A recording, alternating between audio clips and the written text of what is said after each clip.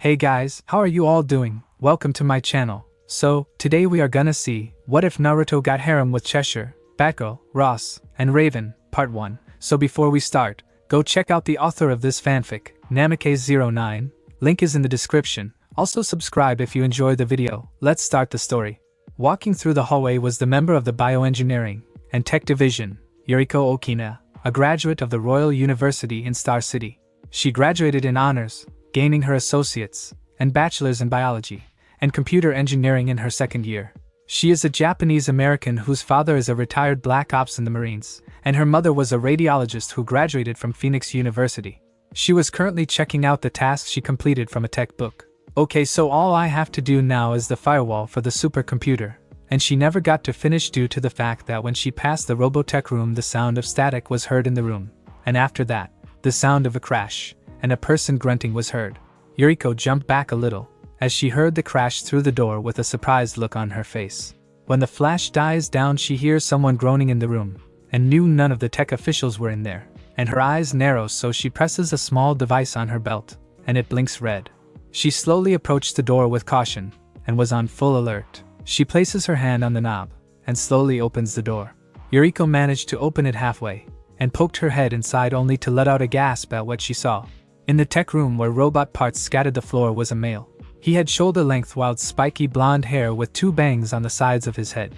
He was wearing what appeared to be a short-sleeved long white coat over a dark green flak jacket, like the one Kakashi wears, with a black shirt, and black pants with what appeared to be black ANBU-styled combat boots with the soles missing. On the coat were red and gold flames with the kanji Rokudame Hokage and Nidame Rikudo Senin going down the back of it. It also had the 5 kanji for the elements fire, water, earth, lightning, and wind in a complete circle, and in their respective color, and in the middle of the circle was the black and white circular pattern for yin, and yang on it with the kanji in black and white. Behind the coat was a type of Japanese conical hat that was red with the kanji for fire on it. Attached to the coat were 3 large scrolls that had different colors on the ends. The top one was black, the second one green, and the last one red, and lastly he was wearing black fingerless gloves. Yuriko fully opened the door and walked forward, but paused in her steps when she saw his condition. His pants, flak jacket, and coat were torn, tattered, and from the looks of it, he was bleeding in several areas of his body. The most noticeable was the left chest area above his heart where blood was leaking out, and well, as the blood dripped from the side of his lip. "Oh my God," Yuriko whispered, and rushed to his side, and kneeled down. The unknown blonde slightly lifted his head, revealing that he had deep blue eyes with the pupils being slit, and had canines jutting from his upper lip. His face was sharp and angular with no form of baby fat, and from the looks of it, appeared to be 16. He tried to get back on his feet, but was staggering a little, so Yuriko helped him up by putting his right arm around her shoulders, and wrapped her arm around his waist. "Thank you," he said in a raspy voice, but then coughed out some blood from his lip. "Hey, take it easy now," Yuriko said, as she carefully led him out of the room, and rushing towards them were security guards. "Professor Okina, we got your silent alarm, are you?" The first guard stopped his sentence, and looked at the blonde teen she was helping, and saw his blood dripping on the floor. "Never mind, we have to get him to the medical ward." The second guard went to help Yuriko with the teen while the first one pulled out a Walkman calling for a medical unit, not noticing that their visitor lost consciousness. 2 days later, Yuriko was heading towards the recovery room where her guest from 2 days ago was recovering. After they got him out of his torn clothes, and placed his gear like those scrolls in the security room, the medical team proceeded to treat his injuries. But when they did, every injury, including the major one in his chest, healed instantly. Some of the members in the science division were wondering if he was a metahuman, or an alien with incredible healing abilities. When they wanted an explanation on how he got into the Robotech Center, Yuriko answered by stating she didn't fully know due to the fact that she was going through her tasks for the day, and, as she passed the room there was a flash of white light, and his crashing into the floor, and was a bloody mess. So the director decided that they should wait until he wakes up. She made her way to the room he was recovering in, and when she entered, saw him sitting on top of the bed in the lotus position meditation. He had bandages wrapped around his upper body, and parts of his shoulders, and arms, and was wearing a pair of black pajama pants. "You're awake, I see? How are you doing?" Yuriko asked, as she gently closed the door. "Better, thank you for asking," the blonde replied back. "By any chance do you know where those 3 scrolls are?" "Yes, we have them in hold at the security department." "Why?" Yuriko asked. "Would it be possible for someone to bring them back to me? Everything I hold is in them, including my clothes." By the way, I'm Naruto. Naruto Namikaze. Naruto replied to Yuriko. I'm Yuriko Okina, the one who found you barely alive in that room. And yes, I can have someone from security bring you your things. Are you hungry by any chance? You must be hungry from your recovery for the last 2 days. She offered, and that was when Naruto fully turned around. Yes, if it's not too much trouble, he asked, smiling a little. No trouble at all. She then exited out of the room, and headed for the cafeteria. Crap, I forgot to ask him what he actually likes. Oh well, I guess I'll just give Hill a little of everything. Meanwhile, Naruto lay back on the bed, and stared at the ceiling wondering how he got here. The last thing he remembered was when he was fighting Sasuke and Kabuto while the other shinobi from the Alliance forces were fighting the Geto Mazo. He manages to kill Sasuke with a trench knife to the skull, and kills Kabuto with the toad mouth trap he learned from his godfather Jiraiya. After that he engaged Madara in combat, and managed to destroy the Geto Mazo statue, and absorbs the other 8 into his body, reforming the Jubi. But due to a new version of the He, and Jiraiya created from Minato's, and Kushina's notes on seals, he assimilated the into his soul, becoming the second holder of the 10-tailed Jubi like his ancestor did, and defeated Madara with an elemental Raisin Shuriken Imari, menacing ball. Before he could finish the man off, the dying Uchiha used his Jukuken, space/time, that opened a rip in the fabric of time and space. After that, he saw a flash, and crashed into a room full of strange devices. Shikamaru was right, my life is so troublesome. Yuriko came back to the room with several food boxes, and offered them to Naruto. As soon as he was finished, she was stumped that he was able to consume that much food despite his appearance. After that, one of the guards brought the 3 scrolls from the security department. Sorry about that. I was born with a large stamina affinity that I inherited from my mother, so I tend to eat a lot. He apologized while the trays of food were piled up on the table. He had removed the bandages from his body, revealing his lean and toned figure that had no form of scars whatsoever, and put on a pair of dark blue pants and a black sleeveless t-shirt. Oh, don't worry about it. High metabolism isn't an issue with SDR Labs' food supply. Anyhow, I'd like to ask you a few questions regarding your appearance here, Naruto. Kimiko asked the blonde shinobi who looked up at her. She had jet black hair that was tied into a high ponytail, and had 2 bangs framing her face. Her eyes were jade green, and wore a black dress shirt with a V-neck collar, and a purple skirt that stopped above her knees, and over it she wore a lab coat. How did I get here? He asked while rubbing the back of his for a few minutes, wondering if he should lie or not, but decided not to since he didn't know where he was exactly. Call it crazy, but a few days ago I was in the middle of the war fighting a man who wanted to revive a demon, and use its powers to take over the world through an illusion, using the moon as the catalyst for it to work. The demon's body was defeated by my ancestor, who defeated this demon once by sealing it into his body, and before his death, separated its power, and created 9 demons from it, and sealed its body by creating the moon.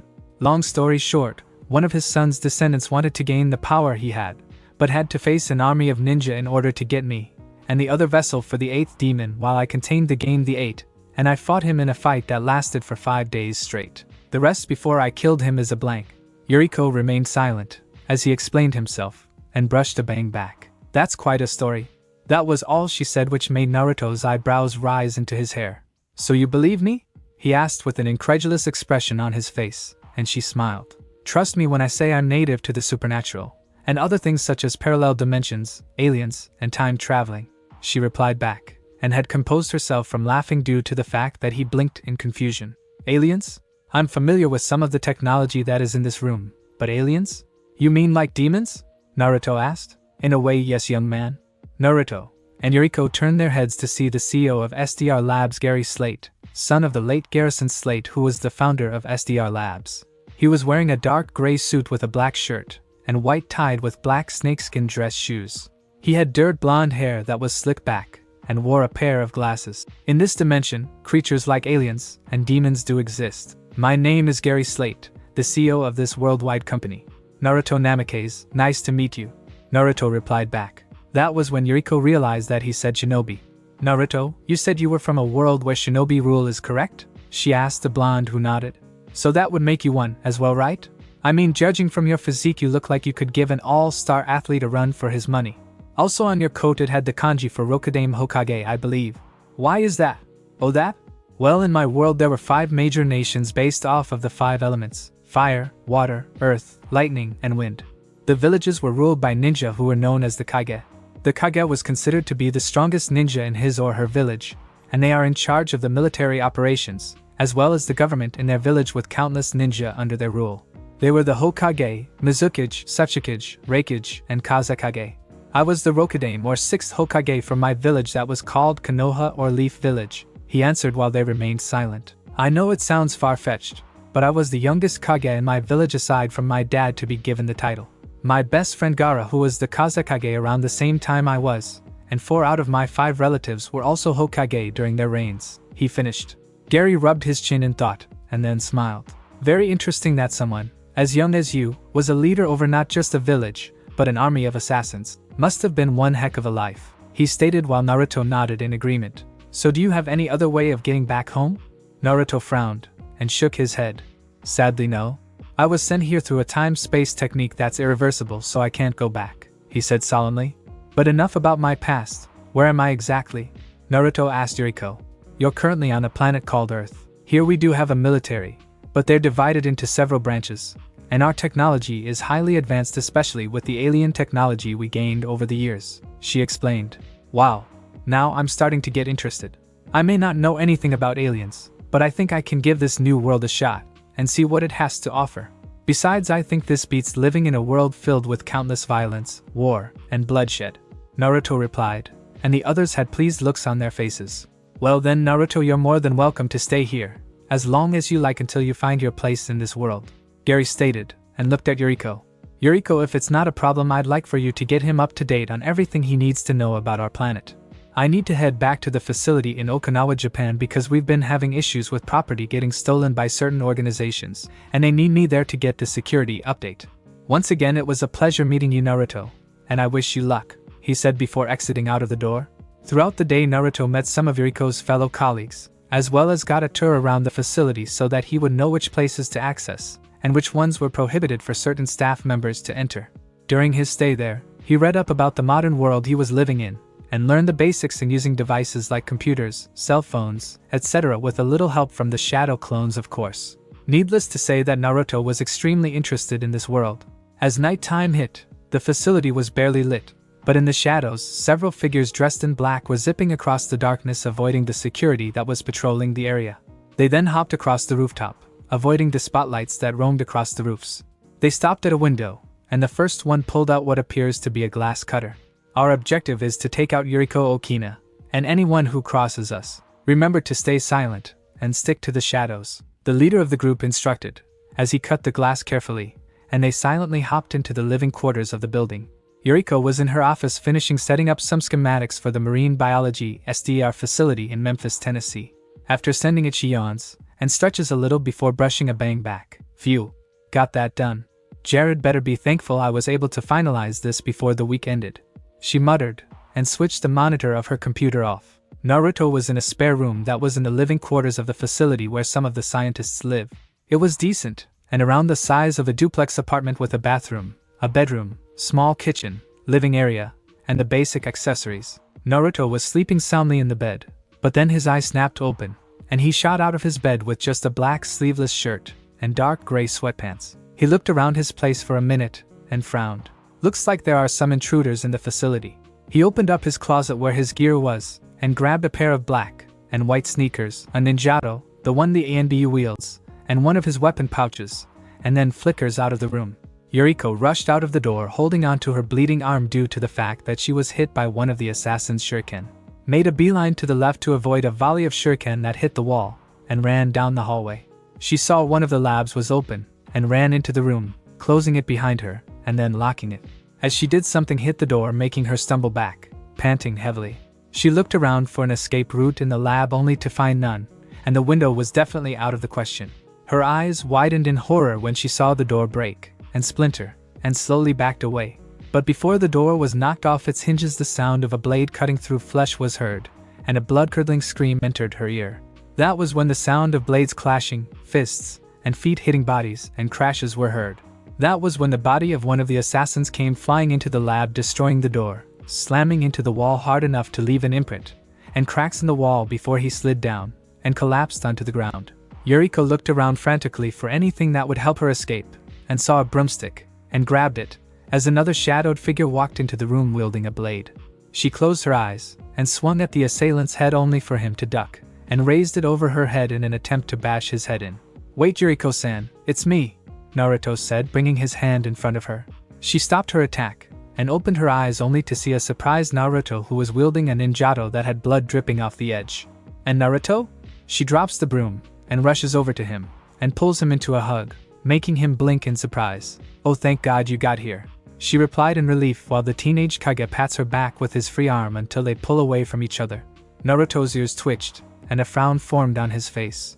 "What is it?" Naruto makes a shushing gesture with his finger, and pulls her to the wall. "There's more coming. Just stay still," he said while sheathing his weapon, and then going through some hand seals. Meanwhile, the remaining 5 assassins were sprinting towards the area where they heard a fight occurred. They stopped in their tracks when they saw their comrades who were either lying down in a puddle of their own blood with fatal slash wounds, as well as some being embedded into the wall by shuriken or kunai. "What happened here?" the leader asked until they heard groaning. One of the assassins staggered out of the lab, and collapsed onto the ground with shuriken and kunai embedded into his back. They sprinted towards the lab room, and entered only to see no one in there, but cautiously walked into the place just to be sure, only for the room to ripple and transform into what appeared to be a room made of pink flesh. "What the?" one of the assassins said, and tried to move to find his feet trapped in a sticky pink substance. "What is this stuff?" The others struggled to get out, but it was to no avail, as the pink flesh engulfed their legs. Naruto and Yuriko appeared, and said the blonde was on one knee with both palms on the ground. "Kuchios, Gamaguchi Shibari, summoning, toad mouth bind," Naruto stated while the female professor looked at the place with an odd expression on her face.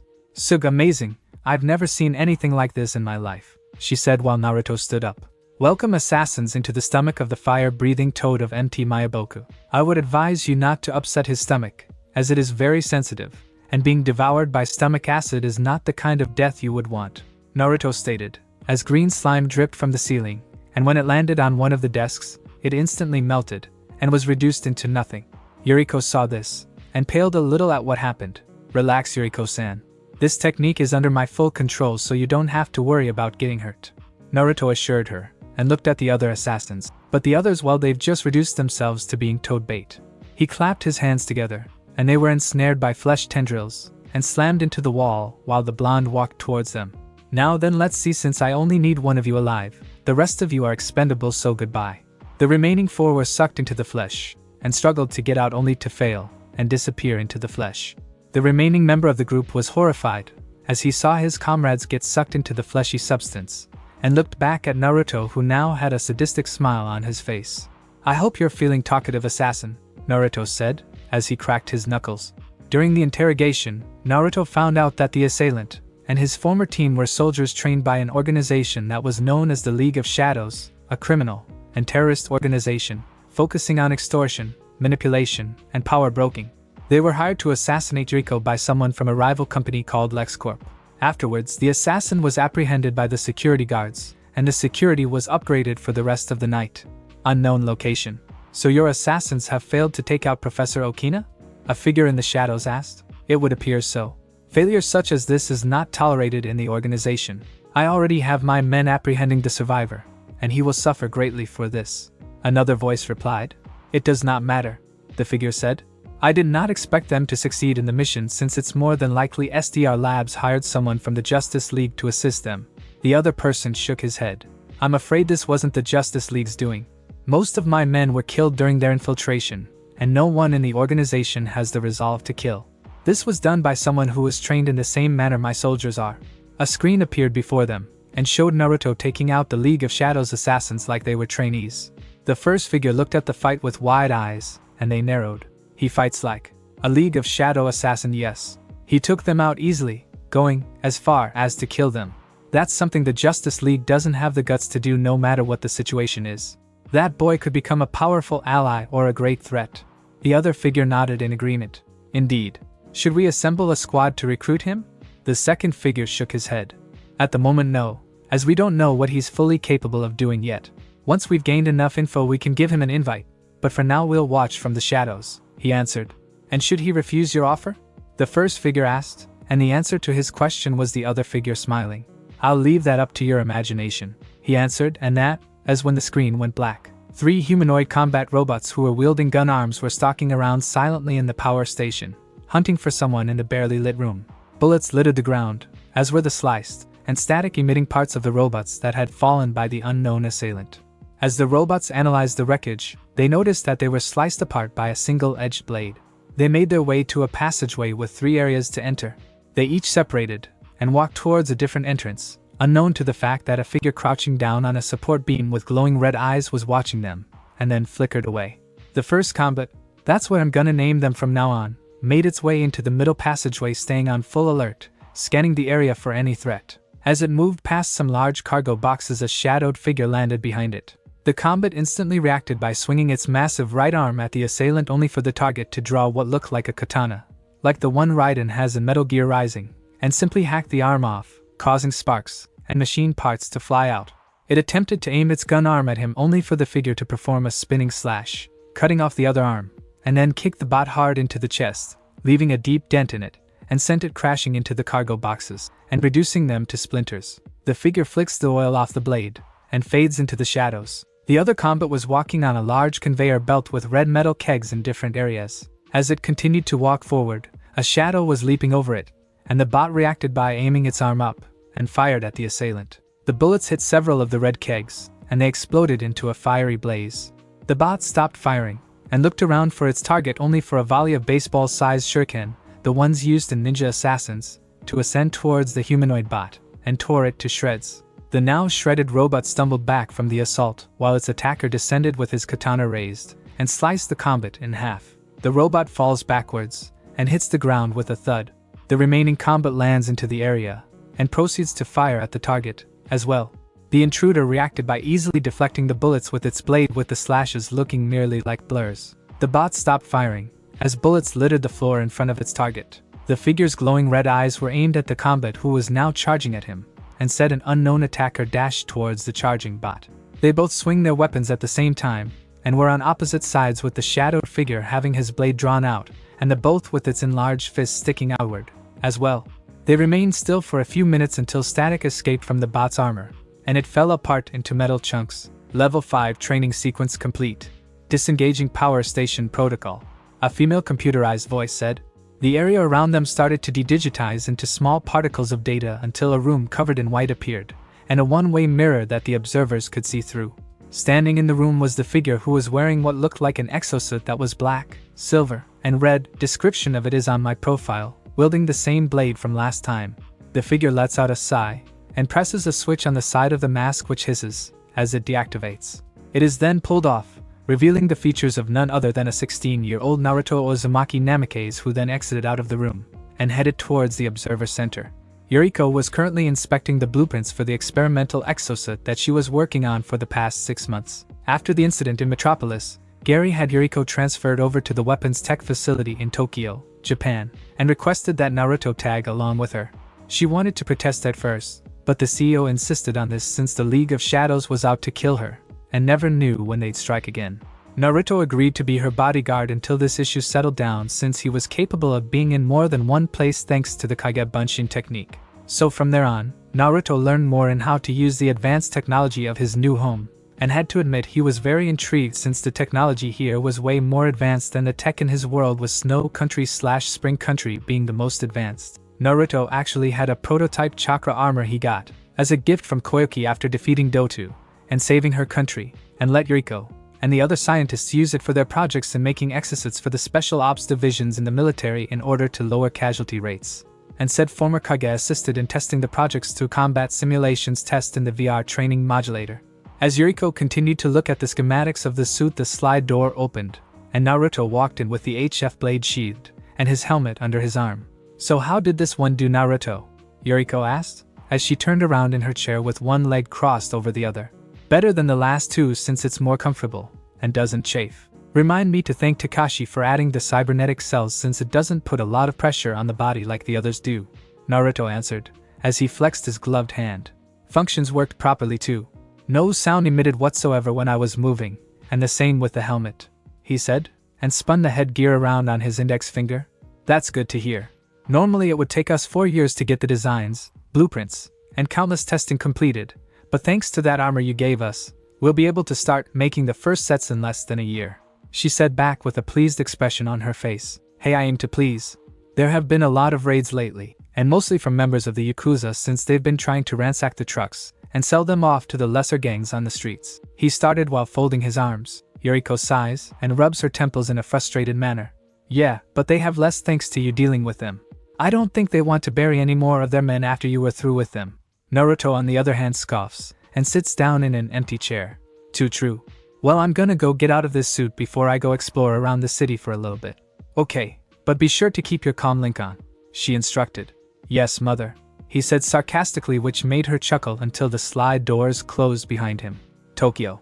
It was now nighttime in Tokyo, and Naruto was in the same outfit he wore when he first appeared in SDR Labs, wearing his Kage hat and crouching down on a lamp post, watching the people and vehicles moving about. So far he's already had to take out a couple of thugs and some Yakuza who were attempting to get protection money from store owners, and stopped a few bank heists, though it wasn't anything too major since it wasn't any of the major banks. Sigh, great, now I'm bored. Taking down street thugs and Yakuzas is not all that cracked up to be.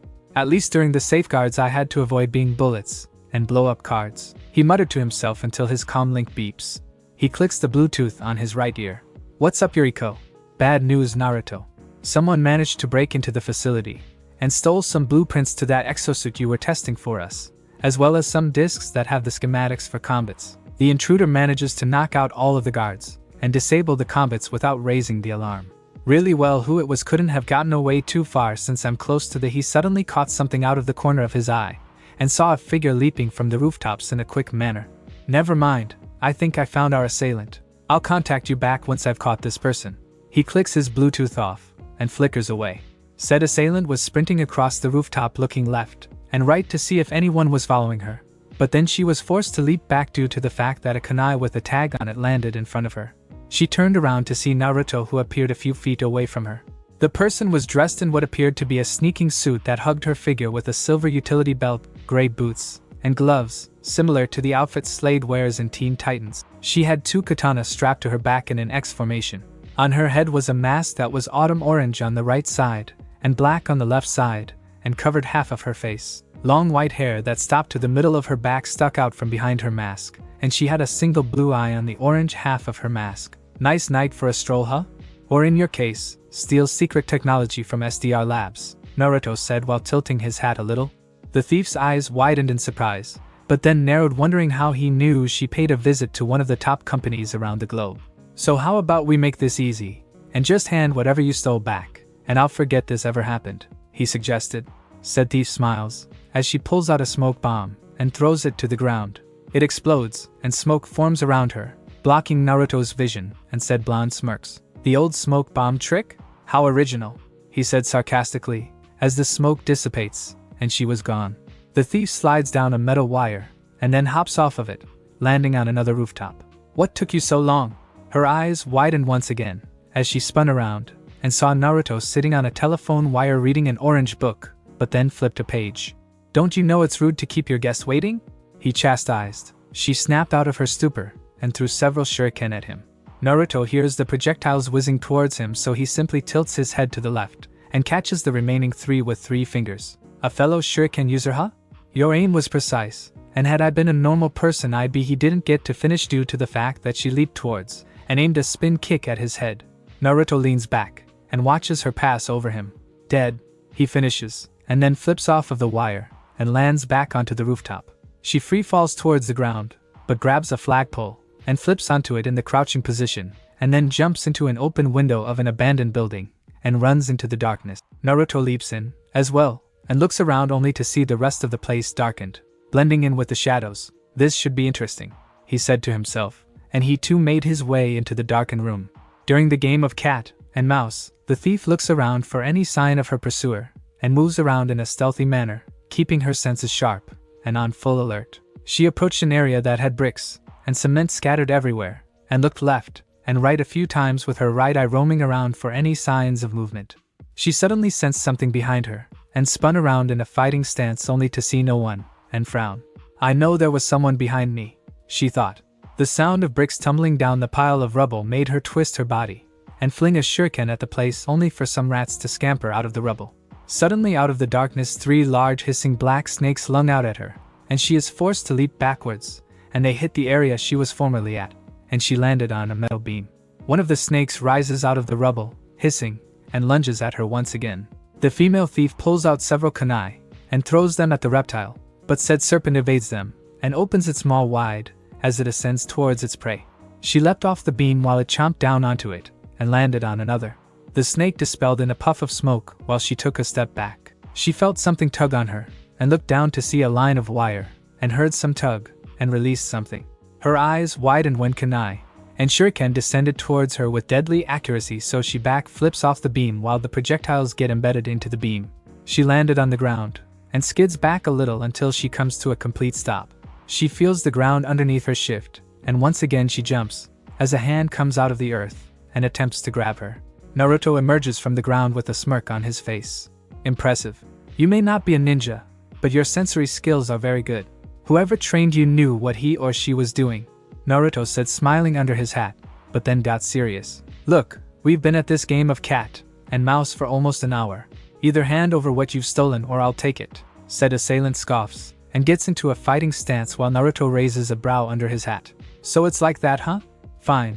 But don't get upset when you're on the ground face first eating dirt.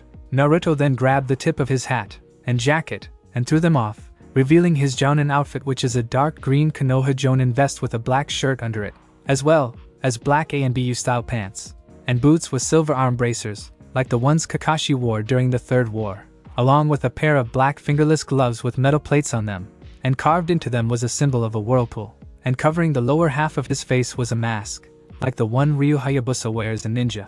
Lastly, he wore what appeared to be a black headband with a metal plate that protected his forehead, and had the symbol of a whirlpool on it, as well. Oh, don't worry, I won't, she stated. Naruto got into a stance where he stood straight up with his left arm behind his back, and his right arm out, and in a bring it gesture. The thief raises a brow at this stance, as she has never seen this fighting style before, but still stayed on her guard. There's no openings in his stance. It may not look like it, but he is completely guarded. I'll just have to fight him long enough to get a good match on his fighting style, she thought, as her feet shifted a little on the ground. Naruto, on the other hand, looked intrigued. She's probably thinking of a way to analyze my fighting style so that she can find a proper way to counter it. Too bad for her, I've mastered several fighting styles to the point where I can switch them instantaneously. After that train of thought, Naruto sprints towards her. Fast was all the female thief could think about before she ducked from a spin kick that would have struck her across the skull had she not dodged it. She then plants her right hand on the ground, rears her right leg back, and swings it at his face. But luckily Naruto stops her ascending foot with his palm, and flips over her, landing back onto the ground. That was when he saw a flash of steel from the corner of his eye, and on pure reflex, an instinct, he pulled out what appears to be two trench knives, the ones Asuma uses, and blocked the attack. Looks like I'm not the only speed demon in Japan, he commented, as their blades grinded against each other. But you should remember to mind your surroundings. The thief looked confused until she sensed something behind her. Her eyes widened when she saw another copy of Naruto behind her with a kunai in a reverse position, and swung at the area where her kidneys would be. She then twists her body avoiding the kunai, and then delivers a spin kick to its head, dispelling the clone. She then breaks the stalemate with Naruto, and leaps back, getting into a sword stance. Wow, you're full of surprises, Naruto comments, as he puts away his knives, and opens up one of the pouches in his flak jacket. Let's see just how good you are with a blade. He pulls out a small scroll with the kanji for white fang on it, which got a look of curiosity from the female thief. She saw him unravel the scroll, and in a puff of smoke, a sheathed ninjato came out. Anyone who can guess this right gets a cookie. He straps it behind his belt, and unsheathes it, revealing a silver single-edged blade that from the looks of it had appeared to be glowing white. Before she knew it, Naruto was upon her, unleashing a series of slashes and thrust combos, making her go on the defensive and blocking and parrying them.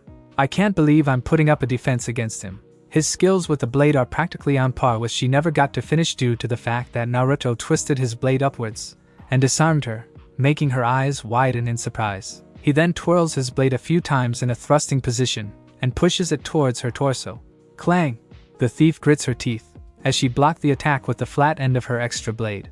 Naruto pulls his blade back, ducks, and does a sweep kick, knocking her off her feet, but she manages to plant her hand on the ground and flip back onto her feet while Naruto rushes at her.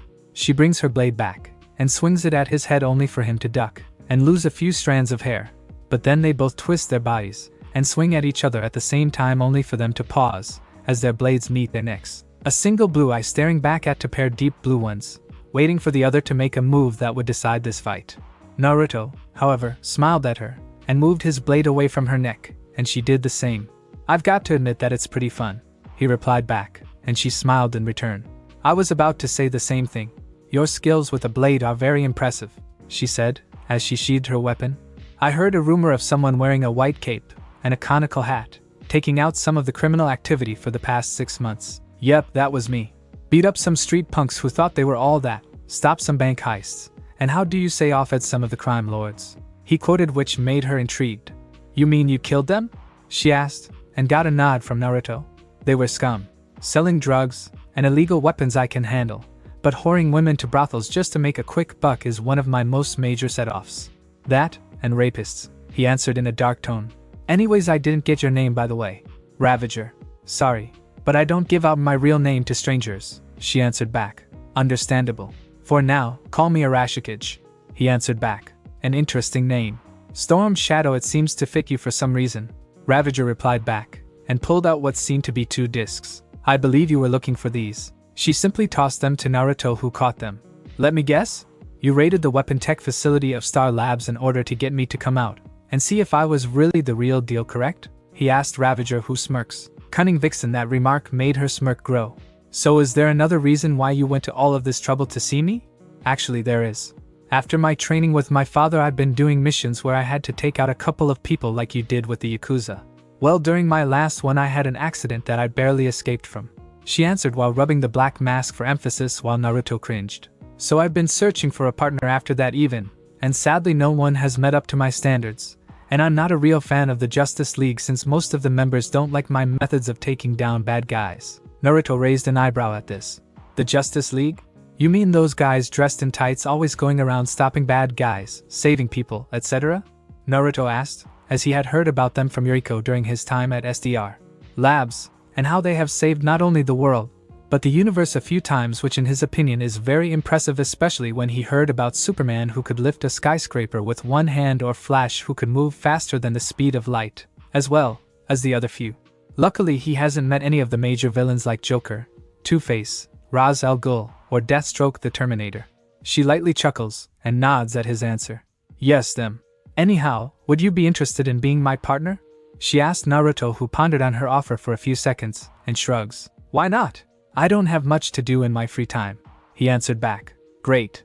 I've got some intel on a shipment of stolen weapons from LexCorp being held in a warehouse near the fishing docks, but are being guarded by Yakuza, and a metahuman they hired named Brick who is gonna smuggle these weapons on a cargo ship. I can easily take him on, but with those gangsters wielding the company's firearms, I'll be in a really bad situation, and I really don't want to lose another part of my body for it," Ravager replied. "Can't you get a replacement for your missing eye? I mean, tech-wise, your hospitals do have the equipment necessary for an eye transplant?" he asked the daughter of the Terminator. "I would if I wanted to, but I like to keep this as a reminder to not let my guard down, and in honor of my father. He lost his eye when he was a black op for the Marine Corps, and I learned everything from him. He said going on my own would be a good experience for me so that I can learn from my past mistakes," she explained while Naruto nodded in agreement. "Wise words. So shall we get going? I haven't nailed any Yakuza or metahumans for a while, so I'm itching to bust some heads," the young sage said, eyes smiling while she chuckled. "I think you and I are gonna get along just fine." Fishing docks. Several members of the Yakuza were loading large crates onto a cargo ship while being observed by the metahuman Brick. He was wearing a black business suit with a white scarf draping over his shoulders. He had a brownish-orange complexion with white cornrows tied into a ponytail, and a white short beard. "Come on people, let's get a move on. Time is money, and my contact will have your head should that merchandise get damaged," he ordered, as they along with his crew were moving crates. Watching from a metal beam were none other than Naruto and Ravager, who were crouching down. "So I take it that big, orange, and ugly is the boss, right?" Naruto asked Ravager, who nodded. "Yep, that's him. Brick is a metahuman that is wanted for the smuggling of illegal weapons and drugs from one country to another, as well as stealing alien equipment and selling it to the highest bidder in the black market," she explained to Naruto, who was taking in their surroundings. "I see. So how should we do this?" Naruto asked, and saw her smile. "How about a divide and conquer tactic?" she suggested. "You take out half of the Yakuza and Brick's crew, and I'll take out the other half. Winner gets to fight the Brick." Naruto grins under his mask. "You're gonna regret that, Ravager," If there's one thing I'm good at, it's not getting caught, because back in my old village no one except for my teacher was able to catch me, even when I wore that god-awful orange jumpsuit. Those were the days. He suddenly noticed that she was gone, and a tick mark formed on his face.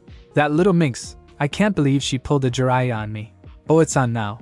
No pulls a fast one on Naruto Uzumaki Namikaze. He then vanishes into the darkness. Two Yakuza were pulling a footlocker full of weapons out of a barge, and once they made it halfway to the ship they both set the cargo down. Let's take a break, man. We've been hauling footlockers for the last 2 hours. The first Yakuza started, and got a nod from his buddy. Yeah, let's. I gotta take a leak anyway. The second replied, getting a snort from his ally. Doing that behind the barge or brick will turn your bones into powder. The first grunt stated. Yeah, you keep your pants on. The other mutter, as he went behind the barge to relieve himself, unaware of the black blur, was hopping over the barges. The one that stayed behind sat back down on the footlocker, sighing, as he waited for his partner. Man, this place creeps me out at night. Feels like I'm gonna get jumped by Batman or one of his sidekicks, he thought. Naruto landed behind him silently, and gave the man a karate chop to the neck, knocking him out. Said Blonde then threw him into a pile of garbage, and leapt into the darkness once again. The first Yakuza was behind the barge, with his pants unzipped, and pissing on the concrete, sighing in relief. Ah, now that's better, Gua. He was struck hard in the back of his neck by an elbow, and fell over, while Naruto stood over him with his elbow out. Nighty night. Enjoy the urine bath, he said to the knocked out man, and vanished once again. Two of Brick's crew members were patrolling the area with a pair of M16s on their person. They came to a pathway that led to the left, and the other to the right, and each took a different direction. From the shadows, a chain flew out, and wrapped around the man's neck. He gurgled out, as the chain squeezed his throat, and was pulled into the darkness, struggling to get out until the sound of fists striking flesh was heard, and then silence. The other thug was walking across a dock until he reached the end of it, and looked around. Afterwards he started to turn around, and head back until an arm reached out of the water, and grabbed him by the back of his collar. What the? Splash! He was pulled into the water by Naruto for a few seconds while air bubbles appeared on the surface until they died down. Naruto slowly rose out of the water with the unconscious thug over his shoulder, and tossed him into an open crate. One by one each Yakuza, and members of Brick's crew were silently taken down by Naruto and Ravager until only a few remained. What the hell is going on here? Where is everyone on a tea break? Brick yelled at the small group that was left. I bet this is Batman, and that bird brat that is doing this. He snarled out, and looked at his subordinates in anger. Snuff them out, and smoke 'em good. He ordered that until a kunai appeared in between him and the crew. They all heard the sound of something sizzling, and looked down to see the projectile with confused looks on their faces. What the foo? Boom! Brick didn't get to finish because the kunai exploded into a fiery blaze, and the force behind the explosion sent the remaining member flying in different directions, and crashing either into the footlockers, crates, or in the ocean. When the smoke cleared, Brick was covering his face with his arms, but his suit was torn and burned. Wow, Ravager, you weren't kidding when you said clay skin here could withstand an explosion of that magnitude. Too bad I can't say the same thing for his crew, because I think some of them died when that happened. He looked up to see some blonde teenager, and a white-haired girl wearing a mask similar to Deathstroke's sitting on a barge. I told you. And his name is Brick, she corrected, and got a nonchalant-like shrug from him. Clay skin, Brick, blockhead, whatever. He looks like he stayed in the tanning booth too long. I don't think that even lotion can help him, he replied back. Hey. They looked up at Brick, who was now pissed. Do you brats have any idea how much it cost me to get a suit like that in my size? Who the hell do you think you are, busting my operation? He yelled. Naruto decided to pull a Kakashi, and look at the Brick in a lazy fashion. Huh? Did you say something about building blocks? He plainly asked while Ravager snorted in order to stop from laughing. Brick, on the other hand, was not laughing. You think you're funny, you blonde-haired punk? He growled while pulling out a pistol. Let's see how funny it is when I put a hole in your head. He started to fire red bolts at them, and the two scattered, as he fired at them randomly. Ravager leapt behind some metal crates while her new partner appeared beside her. Do I think I went a little overboard with the name calling? I think I hurt his feelings, Naruto asked Ravager. No, he's always been like this. So what now? She asked Naruto, who was thinking up a plan, and smirks. Simple. Divide and conquer again. You distract him, and I'll nail him when he isn't looking. Now she was annoyed. And I'm the target? Why? You blew up his suit. She suddenly saw only a plushy version of his eye smiling, and doing the victory sign with his hand. That is so immature, Ravager mutters, as she pulls out some incendiary kunai grenades, like the ones from Ninja Gaiden, and leaps over the metal crate. Hey, where's your boyfriend, little girl? Did he bail out? Brick taunted, and started firing red bolts at her. She easily avoided them by a combination of flipping and twisting her body. After the 8th shot hit the ground, she leapt into the air, and threw 3 of her kunai at him, and each hit the surface of his chest. They then explode, making him stumble back a few times, and Brick chuckles at the attack. Is that it? So much for the Terminator's reputation. If his daughter is this weak, he shouldn't send a child to do a man's job. He jeered until she threw another one that missed his head. You missed it. Ravager on the other hand smirks. No, I didn't. Look behind you, she stated. He did so, and his eyes widened when he saw that she hid a red keg with flammable oil in it. Crud was all he got to say until he was engulfed by a large explosion. Ravager covered her face with her arms to block the small debris, and looked back up as he walked out of the blazing inferno. You bitch, you destroyed my alligator shoes. They cost me over 20 Gs, he roared. That was when the ground underneath him cracked and erupted into dust. A black fist shot out and struck him hard under the chin and sent him flying into the air. Naruto jumped out of the ground with a ball of swirling chakra that was rotating in different directions in his right hand, and the sound of static emitted from it. Saitekigen, static sphere. Naruto slammed the attack into Brick's torso, making the man skid back a little.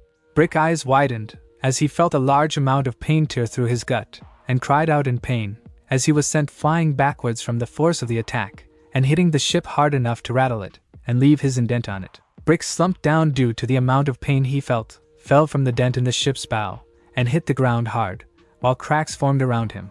Impressive. Very impressive.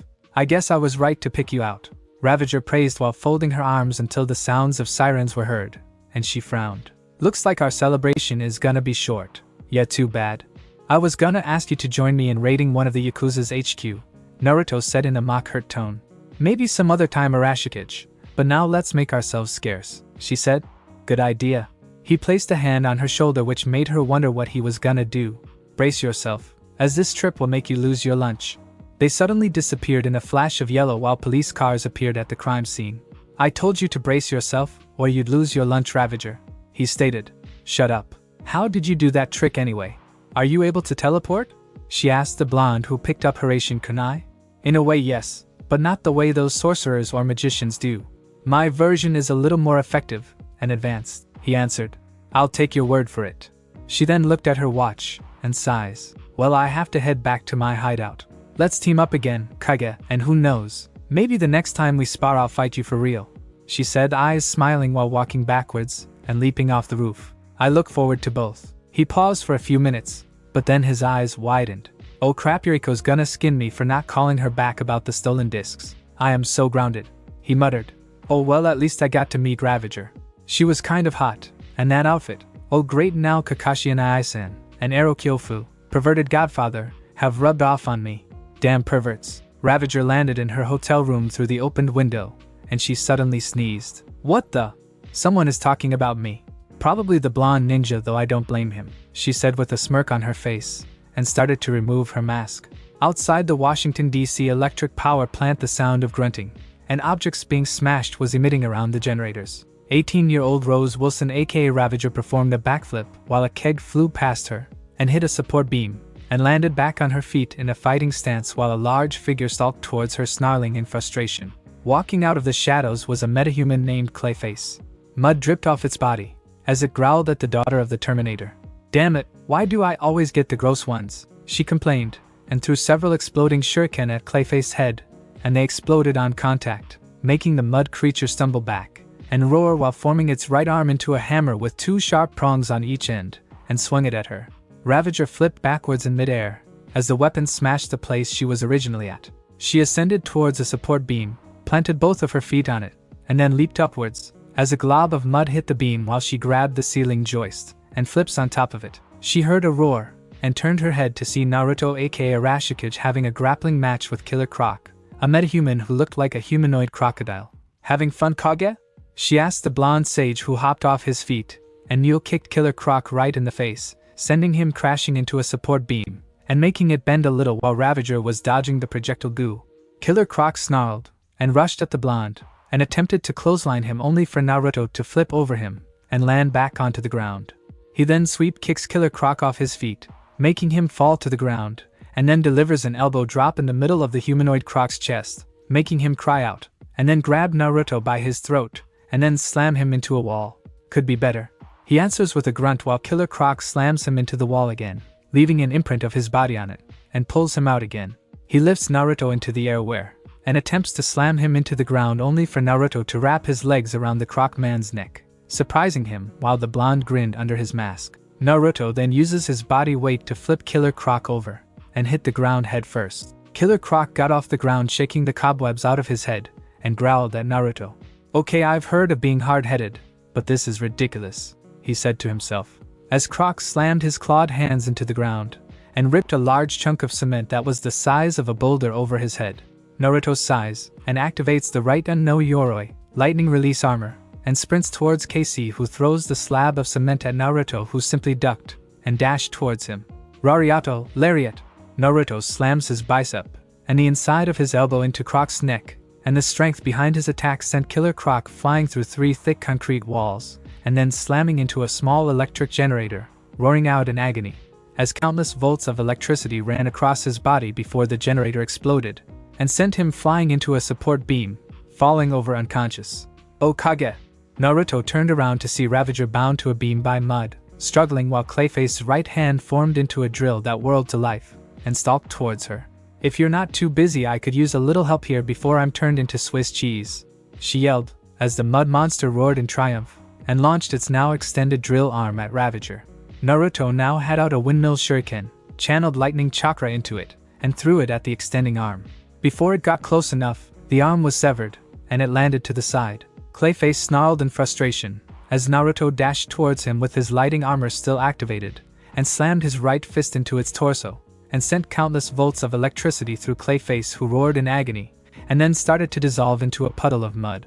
Naruto deactivated his armor, and walked towards Ravager, who managed to pull her arm free, and placed a blue pallet on her mud prison, which turned white, and broke free.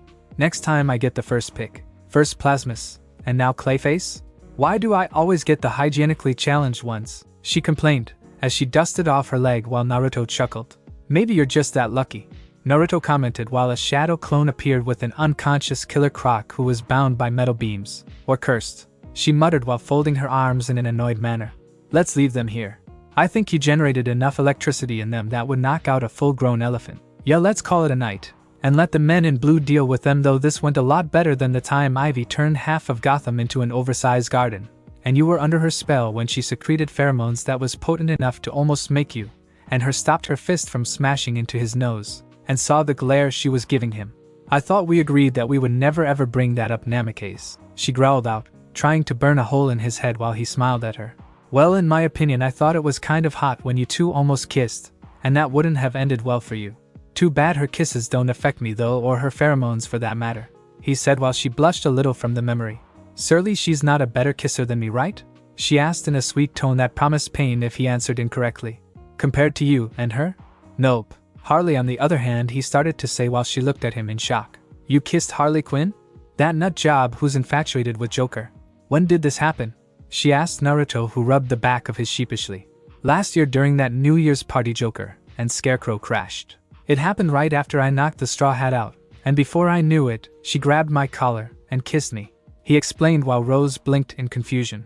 "Wasn't that during the outbreak at the Arkham Asylum? I thought you were chasing down Killer Croc and Bane that time," she asked. "No, that was a blood clone you saw chasing after them. I was getting rid of those C4 that was filled with Joker's laughing gas," he corrected me. "Honestly, I don't know why you won't let me put him 6 feet under. The man's a lunatic that makes sociopaths like Jack the Ripper look sane. No kidding. Even my dad wasn't that ruthless. You know he's taken a new apprentice, right? I believe her name is Terra," Ravager stated while Naruto's eyes widened. "Really?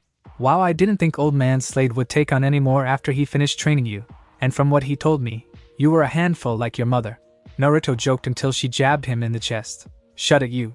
You know we've gained one hell of a reputation, mostly due to the fact that we hit that huge drug smuggling operation the Triads were running in Beijing," she stated. "Though I think the League wasn't too happy about how we dealt with it. Who cares?" Naruto nodded in agreement. "For the past 3 years, him and Rose have stopped plenty of major criminal activities, and to the point where the criminal underworld was afraid of them due to their no-boundary policy, and have killed a few crime lords, street gangs, and even those from criminal organizations like the League of Shadows, and even stolen from companies like LexCorp for the fun of it. Like I care what a bunch of comic book costume-wearing rejects think of me. He pulls out a scroll, opens it up, and in a puff of smoke a silver and black Yamaha motorcycle appeared. Ravager snickers at the jab. Come on, let's head back to the hotel and get some rest. Ravager nodded as he got on the bike, and she sat behind him, wrapping her arms around his waist and resting her head on his shoulders. When we head back, I need you to massage my shoulders and back again. These kinks are killing me. Naruto chuckles and revs the engine up before they take off onto the street and into the night. Next day, Naruto was sitting on his bed looking through his email on his laptop while wearing a sleeveless blue shirt and black shorts. As he was doing this, a pair of arms wrapped around his neck and felt a body press against his back. Checking your fan mail? Rose asked Naruto while resting her head on his shoulder. She was wearing gray sweatpants with a black sleeveless tank top. She wore a black eye patch over her left eye like her father did, and had her hair down. Not just seeing if I got any notices from my spy network. So far nothing, though I did get a few from Barbara Gordon. He answered back, and opened the email. She's asking me if I'm having fun in Washington, D.C. He responded saying he was having a great time, and was gonna spend the day at the zoo with a friend of his, and sent it back to her. Barbara Gordon? Commissioner Gordon's daughter. Naruto answered back, and got a reply saying have fun, and bring me back a souvenir, and tell Rose I said hey, with a picture of a redhead grinning, and waving at him, which made him chuckle. Rose on the other hand raised an eyebrow in interest. How did she know I was with you? She asked Naruto, who shrugs. Rose, this is Barbara aka Batgirl we're talking about. He answered back while she looked sheepish. Good point. Any from Yuriko? She asked Naruto, who shook his head. Nope. The last one I got, she told me she was still on that cruise with her parents. She told me that they wanted to meet me soon, and I think her old man is trying to get me to join the military. He answered back. Again? Maybe I should introduce him to my father one day, and they can go on about their glory days, she said cheekily while Naruto snickered at the joke. Also, I just finished making breakfast now, and eat before it gets cold. Rose grabbed his hand, and pulled him off the bed, and led him into the dining room. Naruto on the other hand had his eyes glued on her swaying hips, and a perverted grin form on his face. Eyes up, pervert, she said without even looking at him, and said the blonde blinked a few times. Okay, how do you always know when I'm checking you out or not? Naruto asked Rose, who turned her head around, and smiled. Female senses? We always know when a male is checking us out, she answered back, and her eyes smiled back. I can't help it if you have a sexy ass Barachan, he replied back while a tinge of pink formed on her face. Despite the fact that they've been going out for the last 2 years when not fighting crime or going on raids, she can't stop blushing around him. Back then most guys wouldn't even think of dating her due to who her father was or the fact that she had to wear an eye patch after that incident involving that mission she went on with her father, though it didn't matter to her because to her it was a symbol of being just like Slade Wilson and Wild the Terminator. But she also wanted a normal life outside of being a trained assassin. She wasn't in any form a tomboy like Barbara was, but she wasn't in any way, shape, or form a damsel either, nor did she need a knight in shining armor like they did. Ever since she met Naruto, and when they formed their partnership, she always wondered what it was about him that made her so relaxed. Sure, she would spend time with her dad and younger brothers from time to time, but they were mostly family. Naruto on the other hand was a mystery to her. Whenever they're facing a dangerous opponent, his eyes would remind her of her father's. Cold, calm, calculating, waiting to strike when his target's guard is down, and also someone who's experienced warfare and has fought on the battlefield. When not in costume, he was one of the most compassionate people she's ever met. It was like he was a younger version of Slade Wilson aka Deathstroke. After eating breakfast and getting showered, the duo went sightseeing around Washington, D.C. in their civilian clothes for the whole day, going to the zoo, a tour at a history museum, and some shopping, mostly Rose, at the mall. After the sun started setting, they decided to head back to the hotel until they heard sirens. They both saw 2 fire trucks and 3 ambulance trucks heading somewhere, and then noticed some smoke rising somewhere in the city. They seemed to be in a hurry. Want to go check it out? He asked Rose, who nodded. You bring our gear? Naruto answered by pulling a small scroll out of his pocket. Do you have to ask? Never leave home without it, he replied back. Cadmus building. Arashikage and Ravager appeared on a building as they saw the firefighters try to put out the fire that was occurring near a window. Inside an exposed window, 2 scientists were calling out for help.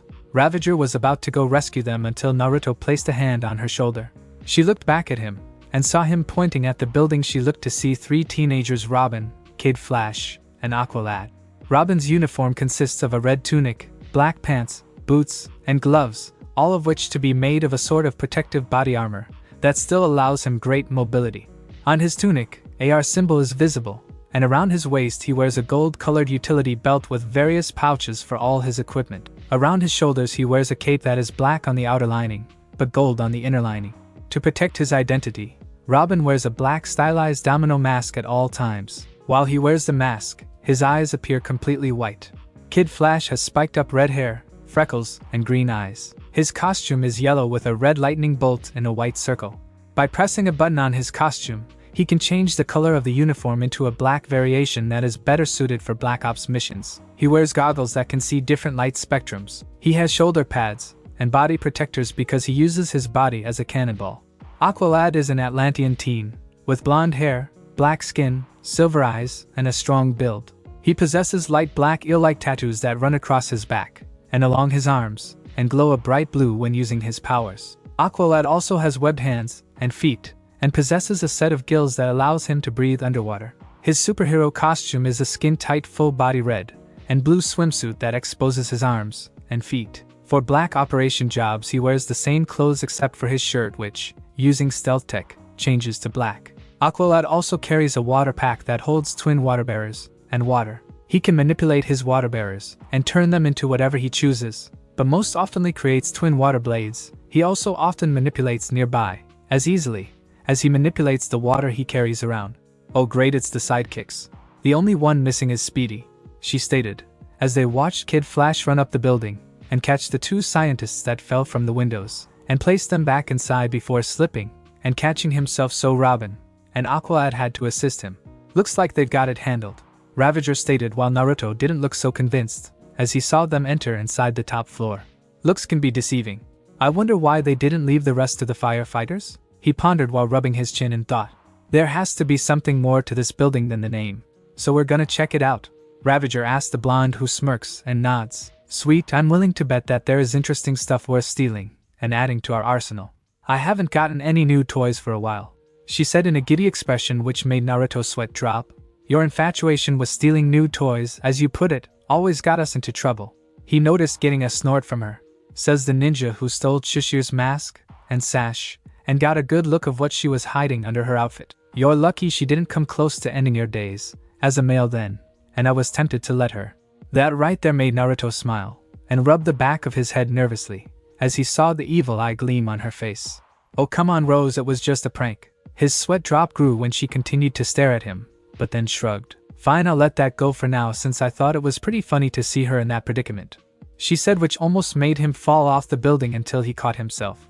After that, they headed towards the once burning building. As they entered the building, they looked around only to find the place vacant. Now this is out of the ordinary. Usually buildings like this are full of employees. I smell a setup, and it doesn't smell right, Naruto said, as he looked around the place until he found an elevator. Rose, on the other hand, was hacking into a desktop using the holographic keyboard that is on her right glove. That's odd, according to these schematics. That is a Silver Slip Express elevator, she stated, and was confused at this. But an elevator of this class isn't meant for a two-story building. That was when she heard the sound of a steel door being ripped off, and saw Naruto rip the elevator doors off, and simply toss them aside. Crude yet effective, Rose muttered, and walked over to Naruto, who was crouching and looking down, and the empty elevator shaft. And judging from the shaft, this building has more than 2 floors, and seems to go underground, he hypothesized, and stood back up doing a few hand seals, and slammed them in the ground. In a puff of smoke, a chameleon the size of a grizzly appeared before them, and opened its mouth. Ladies first. Ravager rolled her eyes, but smiled while entering the large lizard's mouth, and Naruto did the same. The chameleon latched onto the metal pipes, and then used its camouflaging ability to blend in with the shaft, and descend downwards until it stopped to the 26th floor. It unblended, and turned its head up, opening its mouth. Their scent stops here. Naruto hopped off the tongue, and on the ledge of the elevator door, as does Ravager, who brings her arm up again, and the holographic computer shows up once again. On the monitor was the elevator door, and above it were the words Cadmus Security System Override, while beside it were 5 locks, and she started to press a few buttons until 5 sprites that resembled Ravager's face went from red and frowning to green and grinning. Okay Naruto, the security codes are offline, and you can open it. She informed the blonde Kage, who nodded, and proceeded to open the elevator door. Once it was fully opened, the chameleon disappeared in a puff of smoke, and they walked into the new hallway. So this is the real Cadmus? Naruto stated, as they walked down the hallway, and looked around to see nothing in particular until they saw several large gray elephant-like creatures walking down the hallway in another direction. Ravager was wide-eyed, and Naruto remained impassive. As they went down, they vanished from sight. That has to be the freakiest thing I've ever seen in my life, Rose said, as she found her voice. I've seen worse though. Those things kinda remind me of some experiments I saw from my world that a traitor of my former home created in order to gain immortality, Naruto replied. Ravager looked at him for a few seconds, and sighs, since nothing really surprised her partner/boyfriend in this world since he has seen it all. Your world must have been an exciting place to live in if that didn't freak you out, she stated. If you knew half of the things I've encountered, you'd probably dub me as a nutcase. That was when she realized something, lightly hit herself on the head. How could I have forgotten about the Cadmus myth? The Cadmus of myth created a new race by sowing the teeth of the dragons into the earth, she theorized. Oh yeah, I remember reading a mythology book on it. Can't blame you for not realizing the name's true meaning, Naruto sympathized, as they followed the strange creatures down the hallway. As they did, several pairs of red eyes were watching them from the ceiling. Naruto and Rose stopped in their tracks, as they heard growling, and slowly reached for their blades. Looks like we've got some company welcoming us, he said. Nah really? She replied in a sarcastic tone. That was when a bunch of human-sized gray-colored creatures with black and red stripes dropped from the ceiling and landed on the floor, snarling at the two intruders. I take it you guys are the welcoming committee? Naruto asked the G-elves, who said nothing, but then they sprint towards them on all fours. Naruto and Rose each leapt to different directions, and the bio creatures did the same, splitting into groups of 5, and each heading to their targets. As Ravager skids back, the first G-elf lunges at her with its claws extended, but she ducks as it passes over her head. Another one beelines her, and swings its claws at her blind spot, only for her to roundhouse kick the second in the skull, and send it flying into a pipeline, and avoids being attacked by the other 3 by using her reflexes and flexibility. Konoha Senpu, Leaf Whirlwind. Naruto sends the first one flying down the hallway with a high kick to the head, spins, and gets the second one with a low kick, and sends it flying into the other 3. Ravager cuts the last 3 down until more pour from the ceiling, and pile on top of her. Ravager! Arashikage called out until several attempted to pile up on him. Chidori Nagashi, Thousand Bird Current, an electric discharge erupts from his body, and electrocutes the G-elves, who cry out in pain, and hit the ground twitching. Meanwhile, Ravager was punching and kicking all the G-elves off of her, and they were sent flying in different directions, and then was struggling to get the last one off. Naruto throws a tech shuriken that hits it between the eyes, killing it, and it drops off of her. Thanks. That was when the wall on their left exploded, and several G-trolls emerged from the other side of the wall, heading towards Arashikage and Ravager. Oh come on! There's no way I can take on that many! She cried while Naruto pulled out a scroll from his belt and unraveled it. Several summoning seals are seen on it, and he taps the one in the middle. The seal glows blue, and in a puff of smoke, Samahata, shark skin, appears in his hand in its bandaged form. For you, yeah, but for me. And Samahata, a feral grin formed on his face while the sentient sword rattled in glee at the blood it was gonna spill. This will be a walk in the park, he stated, and dashed towards the beast. Meanwhile, Robin, Kid Flash, Aqualad, and Project KR aka Super Bowl were fighting their way through the bioengineered xenomorphs in order to escape from Cadmus. But no matter how many they took out and moved forward, more would appear. Man, this is getting us nowhere.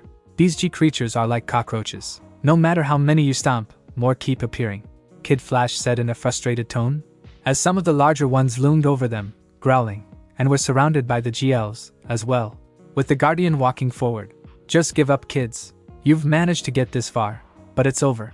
Surrender, and be sure to have the Justice League go easy on you 3 for breaking into this place. And he didn't get to finish due to the fact that an entire area rumbled, and the ceiling above them started to form cracks. Aqualad's eyes widen when he realizes that the ceiling was about to cave in on them. Everyone move! He cried out, so the 4 leapt out of the way, as did the Guardian, and the ceiling collapsed on top of the Genomorphs, causing a huge cloud of smoke to cover the area for a while. Oh man, it looks like I overdid it again, said a voice from the rubble. As the dust cleared, the 5 superheroes saw a blonde wearing a ninja-like outfit, and had some type of large sword that was bandaged up resting on his shoulder, standing on top of a pile of G-trolls that were beaten up and down for the count. Yeah again, said a feminine voice, and landing next to Naruto dusting off her outfit was Ravager. Honestly Kage, you need to learn when not to let loose even for a bit, otherwise we'll be having a deja vu moment of that time we entered the illegal underground fighting tournament, and you literally brought the roof down on you, me, and Batgirl. Actually that was Bane's and Grundy's fault, not mine. They knocked down those last 2 support beams. Arashikage corrected, and turned his head to see Robin, Kid Flash, Aqualad, and Superboy staring at him, and Ravager. There was a small form of tension in the air for a few seconds until Naruto simply waved at them. Yo, nice night to infiltrate an underground base, huh? He simply said until Robin pointed at him. You're that wannabe ninja Batman, and I encountered Star City. What the heck are you doing here? The boy wondered, yelling in shock. Hey, your Naruto paused, as he looked at Robin, and looked at Ravager. Who is he again? Robin's face faltered, and Ravager palmed her face in annoyance. No wait, don't tell me I know he's Cardinal Boy no Blue Jay, he's not wearing Blue Bird Boy no, that was Birdman's sidekick on Boomerang, Red Canary, Hummingbird, Red Hawk? Robin. For the love of God Kage, he's Robin. Ravager was annoyed at the fact that he could forget the name of the apprentice of the Dark Knight. Kid Flash on the other hand was snickering. Oh yeah, that's right. Robin, you're the baby bird that is buddy-buddy with Tall, Dark, and Emo.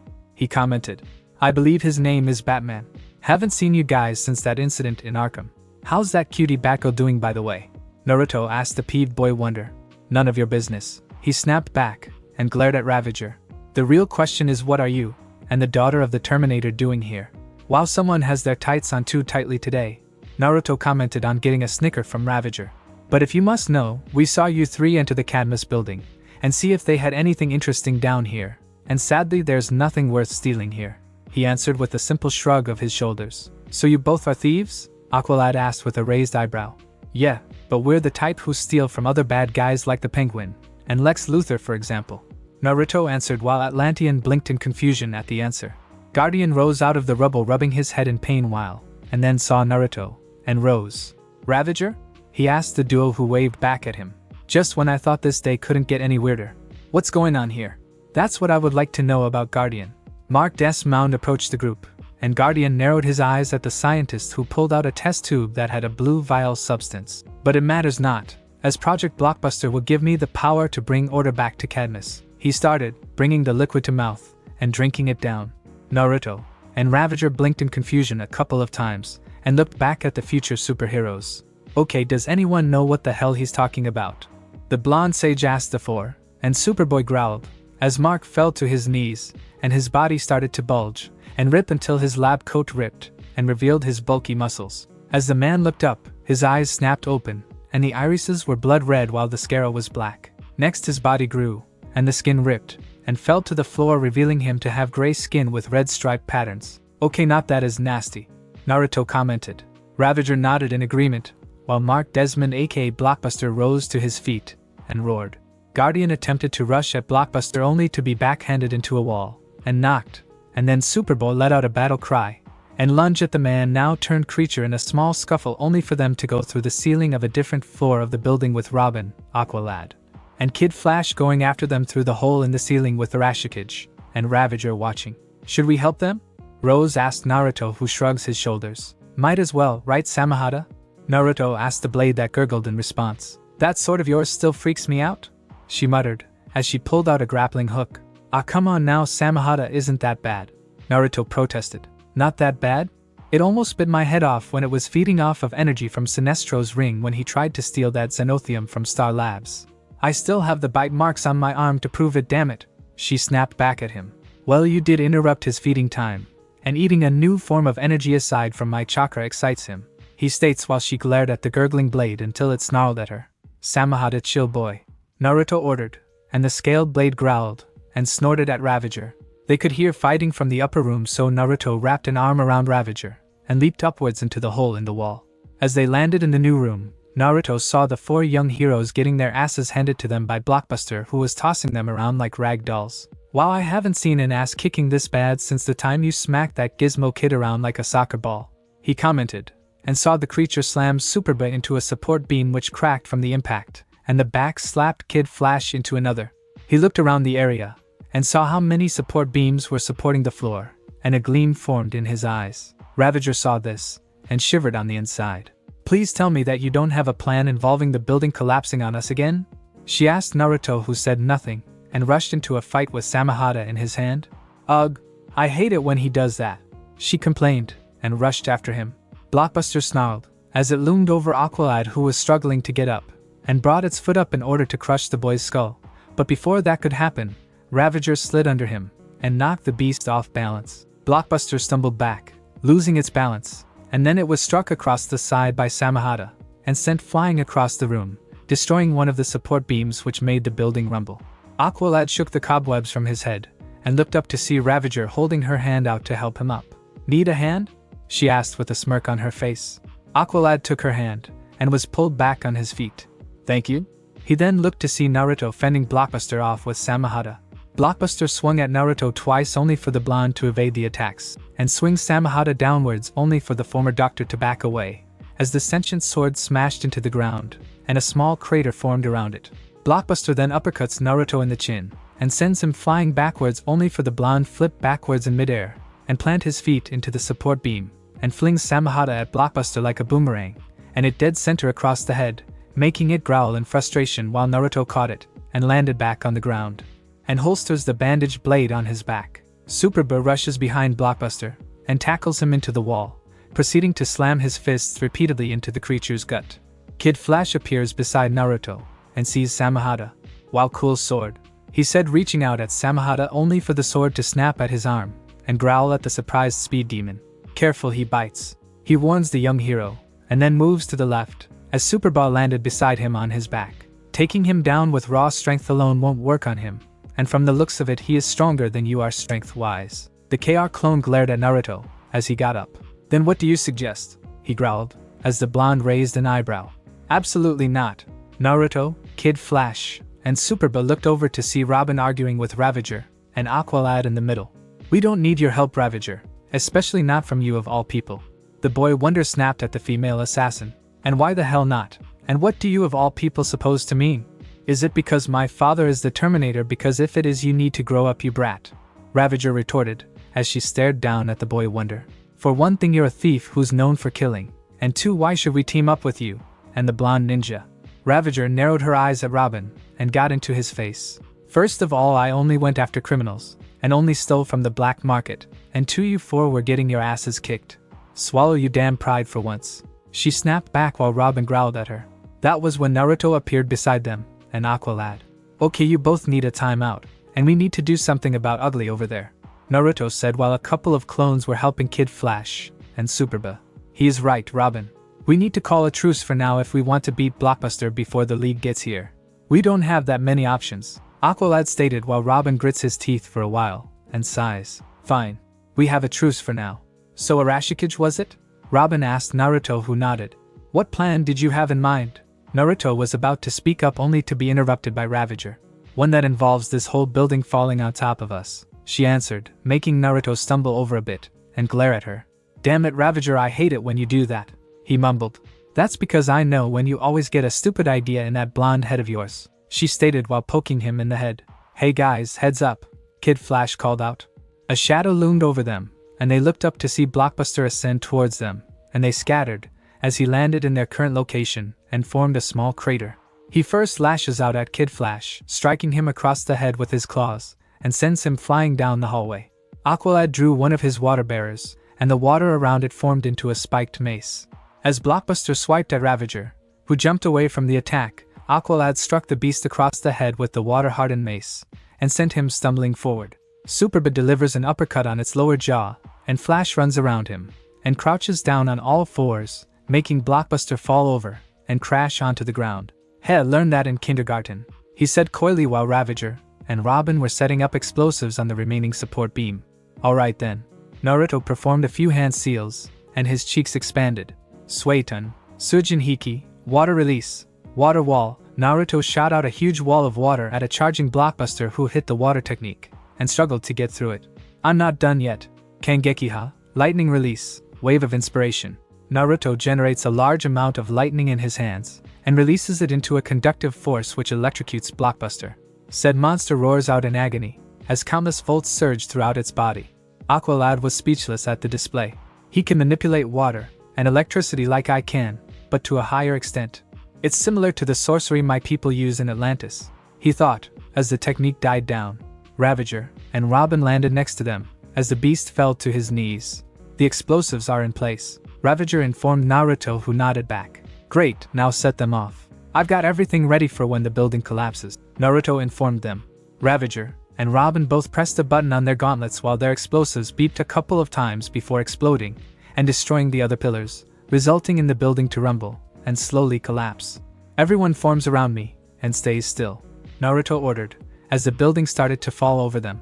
The blonde sage clapped his hands together, and a blue dome formed around them as the building came tumbling down. Outside Cadmus, the whole building was nothing more than a pile of rubble after the explosion occurred. But luckily the 6 young heroes/anti-heroes were unharmed thanks to Naruto's barrier, which then died down. The others moved their arms from their faces and were unharmed. Phew. Talk about a close call. He turned to Arashikage and Ravager's location with a grin on his face. Thanks for the heads up, you guys. Both Naruto and Ravager were nowhere to be seen around the rubble. Oh great. They pulled Batman and Robin on us, he muttered, ignoring the hay from Robin. Meanwhile Naruto and Ravager were watching from a building far away, as they saw members of the Justice League ascend towards the rubble of Cadmus. Well, that was fun to say the least, Naruto stated.